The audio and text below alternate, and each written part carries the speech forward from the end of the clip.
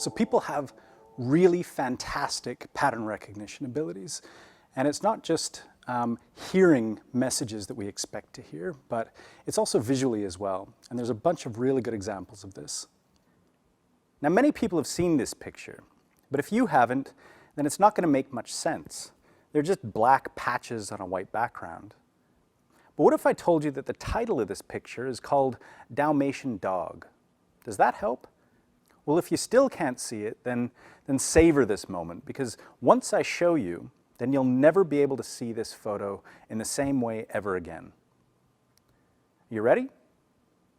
All right, here it is. Now, of course, you've seen many examples of this. People have reported seeing a face on Mars, or Elvis in the form of a tree, or even seeing the Virgin Mary in a toasted cheese sandwich. We tend to see faces all over the place. In fact, there's a nice website called Faces in Places, where people upload their own photographs of faces that they see in everyday objects, and it's filled with hundreds of great examples. People are really good at perceiving patterns. In fact, we're essentially pattern recognition machines, particularly for faces.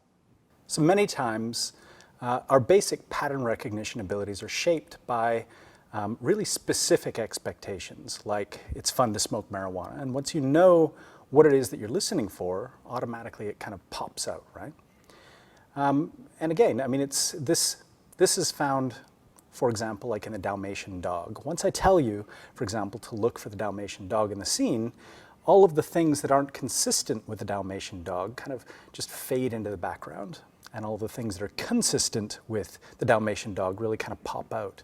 And so it's this kind of difference between sharpening things that are consistent with it and leveling the things that are inconsistent with that specific message. And we see this happens a lot, this sort of sharpening and leveling process. And we're going to see this come up again and again throughout the course, where things float to the top that are consistent with your expectations, and things that aren't consistent kind of fade into the background. And this sort of expectancy effect is really common throughout cognition and psychology more generally.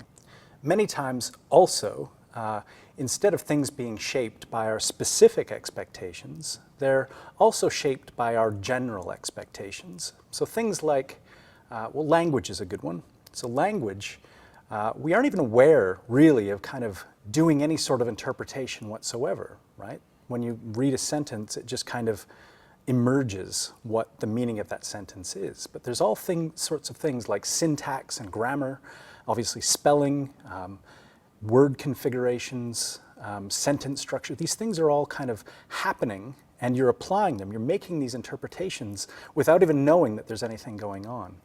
And there's some really good examples of this as well. In this example by Steve Pinker, our vast experience with language allows us to deal with these noisy conditions and understand this seemingly garbled passage of text. The same goes for our ability to interpret bad handwriting, something that humans find incredibly easy to do. But computer scientists and researchers in machine learning can tell you about the incredible amount of stored information and processing that's required for a computer to understand and interpret something as simple as a handwritten postal code on an envelope. But subjectively, we just open our eyes and apprehend it as humans, because we all have incredible amounts of experience with these sorts of materials that we encounter every day. So we're not even aware of having made an interpretation. I mean, that's what's so cool about this stuff, that when you're listening to Queen backward again, that message, that it's fun to smoke marijuana, that message you can't hear. You can't put yourself back into the shoes of yourself, your previous self, before hearing that message, right? You can't unhear it again. And looking at the Dalmatian dog, you can't unsee the Dalmatian dog. You're forever tainted, right? The bits that are consistent with the dog pop out. The bits that are consistent with it's fun to smoke marijuana pop out. And you fail to recognize, A, that you're even making any sort of interpretation whatsoever, and B, that there are, a squillion other ways that you could have heard or that you could have seen these things. And this is a really important concept. It's so important, we're calling it the fundamental cognitive error. And this is just this idea that we don't recognize that we've made an interpretation and that there are a million other ways that it could have been interpreted. It's clear that seeing and hearing both involve considerable knowledge about the world. Yep. But we can also add memory to that list. So I spoke to an expert in the area, Beth Loftus, and she explained some of the research that she's been working on for decades. And it turns out that memory doesn't work as well as we might expect.